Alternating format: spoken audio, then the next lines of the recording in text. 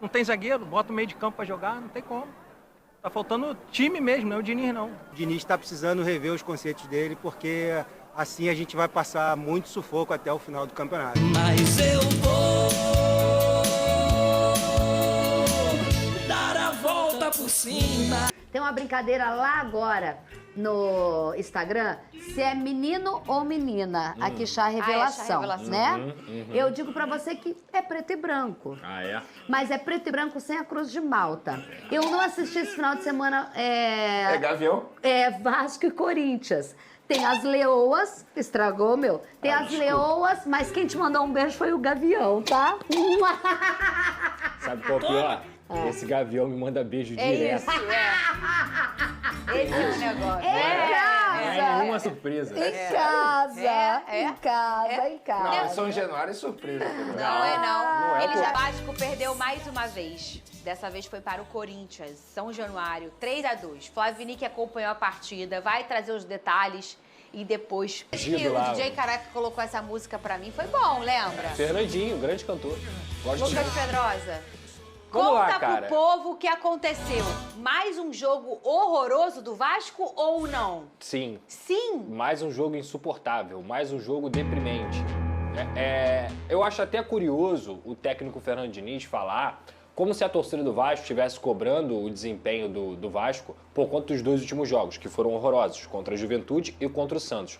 Mas na verdade não. É só você olhar os números do Vasco com o Diniz dentro do Campeonato Brasileiro. São 12 jogos, 6 derrotas, 3 vitórias e 3 empates. Ou seja, o Vasco só venceu 3 jogos em 12 com o Fernando Diniz. Quer uma curiosidade ainda maior? Dos últimos 12 pontos disputados em São Januário, que geralmente é um território onde o Vasco consegue conquistar pontos, o Vasco só fez 2. É, isso que é preocupante. Com o Grêmio e Atlético Mineiro. Perdeu para o Red Bull Bragantino e perdeu para o Corinthians também.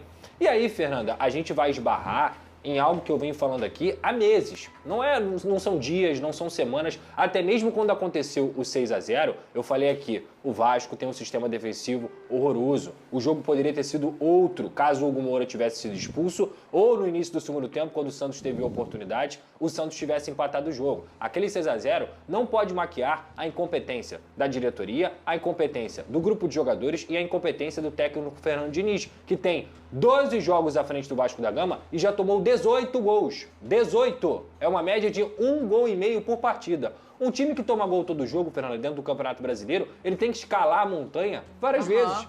E que é um dado. Isso não é falácia, tá? Isso não é achismo do Pedrosa, não. O Vasco do Fernando Diniz só ganhou jogos quando ele conseguiu fazer 3 ou mais gols. O que isso significa? O Vasco não vence de 1-0, o Vasco não vence de 2-0, 2-1. O Vasco não vence por placares magros, porque o sistema defensivo do Vasco é uma vergonha. Como é que o Fernando Diniz joga?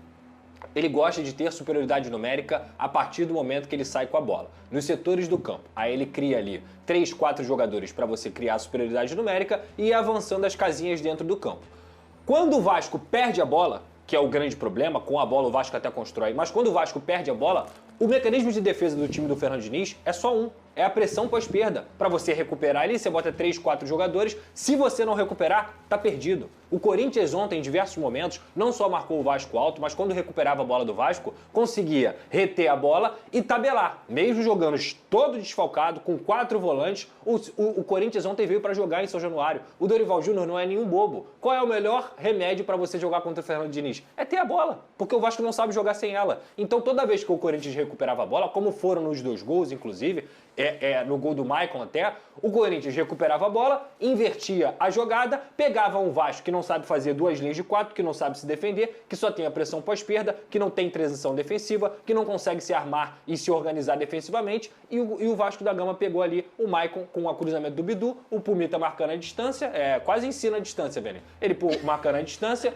o Ryan também tentando fechar na segunda linha, e aí o Maicon sozinho, no meio das linhas do Vasco, que são totalmente desorganizadas, faz 1-0. O Vasco volta pro jogo, aí sabe o que acontece, Fernanda? O que, Pedro? Dentro da partida, o Tietê, ele tem uma lesão, que é uma lesão até sentida, ele não estava jogando bem, mas é um cara que vem fazendo boas partidas com o Fernando Diniz. Sai ele até tem a chorando, lesão, né? E ele sai.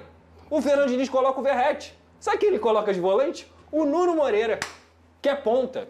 Aí ele ontem falou, não, o Nuno pode jogar de 8. Gente, não pode. Ele não joga de 8, ele não é 8, ele nunca jogou de 8. Ele é um jogador que ele é um ponta construtor ou ele joga de meia. Ele é um atleta que não tem tanta velocidade, mas tem 1 contra 1, acha o passe final. Ele jamais pode jogar de 8 para jogar de costas ou combatendo no meio campo, porque fisicamente ele nem tem condições para isso. Nem tem. E aí o que aconteceu? O Vasco conseguiu chegar ao empate e o Fernando Diniz falou na coletiva que foi o Nuno jogando de 8. Não, o Vasco achou um pênalti. Achou um pênalti, jogou uma bola na área, mão, achou um pênalti. Volta pro jogo, 1-1. A torcida inflama, eu tava lá, 20 mil torcedores, como sempre.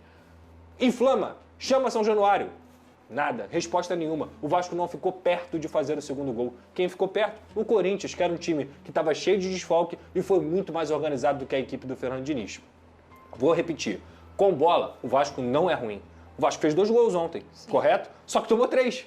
E assim tem sido o enredo do Vasco da Gama. Para mim, novamente, vou falar aqui, enquanto o Fernando Diniz continuar com as invenções medonhas dele, com os achismos dele, com as coisas que só ele consegue pensar e raciocinar, e o Vasco não estiver pontuando, enquanto ele não tiver o entendimento de que o Vasco hoje precisa mais de resultado do que qualquer outra coisa, que ele não pode negociar o resultado, o Vasco, com o desempenho que está tendo, isso não sou eu que estou falando não, tá, gente? São os números, é só ler, é só ler. O Vasco, se melhorar um pouquinho, vai cair. O Vasco, como está hoje, já caiu.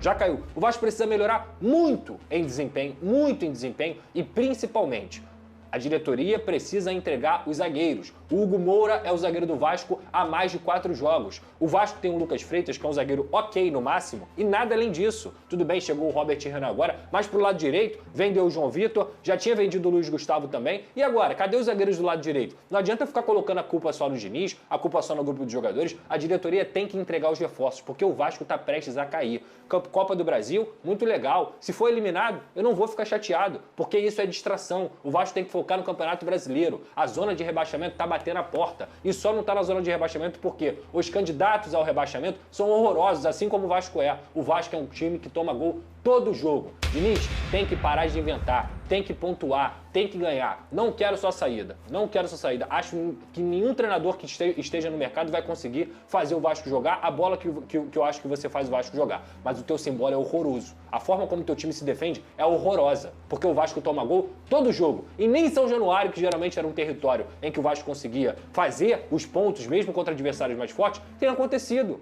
Aí o lúdico, a filosofia, se não tem filosofia que seja pautada pelo resultado, é só teoria, só teoria.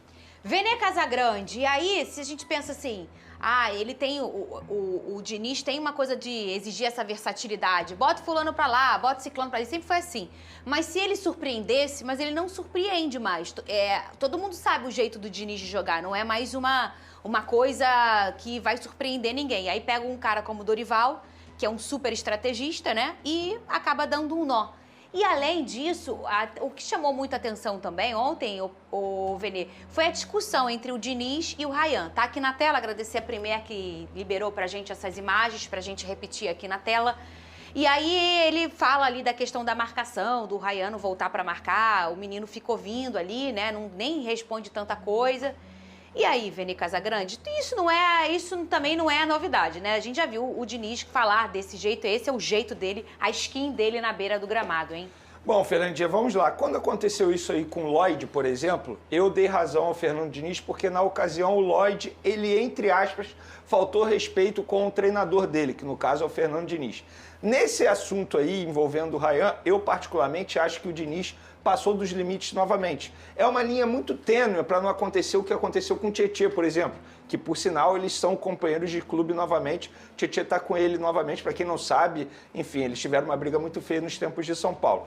Eu acho que o Diniz passou dos limites em relação a isso aí. E, gente, quando eu falo isso, eu não estou falando do caráter do Fernando Diniz, da pessoa Fernando Diniz, que inclusive deve ter um caráter absurdo, porque vários jogadores se amarram no Fernando Diniz, elogiam bastante o Fernando Diniz. Mas nesse ponto aí, nessa situação, eu acho que ele passou dos limites. Eu particularmente, se eu fosse o Rayan, por exemplo, e acho até que o Rayan ficou todo sem graça ali, porque imagina se o Rayan responde: a confusão que não ia ser. E assim, você de cabeça quente, você não critica o Fernando Diniz, você também não pode criticar o Rayan se ele em algum momento retrucar o Fernando Diniz ali na cara do professor dele. Então, eu acho que o Fernando Diniz, nesse ponto aí, ele passou dos limites. Sobretudo após ver uma leitura labial, que eu confesso que eu não lembro o nome da pessoa que fez, é um perfil de um torcedor vascaíno, eu vi lá que ele fez a leitura labial. Eu acho que o Diniz passou dos limites, xingando, mandando tomar caju, falando vai fazer gol de quê? Então, assim, entre aspas, botando o jogador para baixo. Eu acho que isso aí não ajuda de nada. Então, eu respeito muito o treinador Fernando Diniz, mas nesse tipo de situação aí, eu acho que ele passou dos limites. Pedrosa, você falou que não é o momento para tirar o Diniz, eu também acho que não, tá? Mas o que ele pode fazer de forma mais imediata para conseguir resolver esse problema? Porque os números não mentem. O desempenho do Diniz não é legal com sob o comando do Vasco da Gama, Pedrosa. Primeiro, a diretoria tem que entregar os zagueiros. Aí, depois que a diretoria entregar os zagueiros, ele tem que usar os zagueiros. Ele não adianta colocar volante de zagueiro, lateral esquerdo de zagueiro, meia ponta de volante, atacante de meia. Primeiro, ele tem que parar de inventar, porque você ter versatilidade dentro de campo é uma coisa positiva. Você inventar essa versatilidade, fazer com que aquele atleta jogue em uma posição que ele não está acostumado, para mim é invenção. Então, assim, ele tem que abrir mão de algumas convicções dele, ele tem que aprender a jogar de forma diferente, Fernanda. Ele tem que aprender a se defender. O time do Fernando Diniz não sabe se defender. Isso não é de agora do Vasco, isso é da campanha que ele tinha com o Fluminense, de outras campanhas também que ele conseguiu fazer como treinador. Então, assim, se ele não abrir mão de algumas convicções dele, que são absolutas, para a situação que o Vasco tem hoje, cara, esquece, o Vasco não é mais lugar de experimento, Fernanda. O Vasco não tem mais condições e nem espaço dentro da tabela do Campeonato Brasileiro para ter experimento. A diretoria tem que entregar os reforços, esse é o principal ponto, e ele conseguir colocar os reforços nas posições deles, principalmente os zagueiros. Enquanto o Vasco não conseguir ter zagueiros que possam jogar na sua posição, de fato, de origem, ontem ele falou que o Hugo Moura é um acerto. O Hugo Moura é um acerto, ele tá de sacanagem, pô, só pode ser brincadeira. É um jogador que falha jogo sim, jogo não. Então assim, cara, é se defender. O que vai diferenciar a briga pelo rebaixamento do Campeonato Brasileiro é quem se defende melhor. E hoje o Vasco se defende de uma forma patética. Vene, hoje o Flamengo entra em campo, Brasileirão, 9 da noite.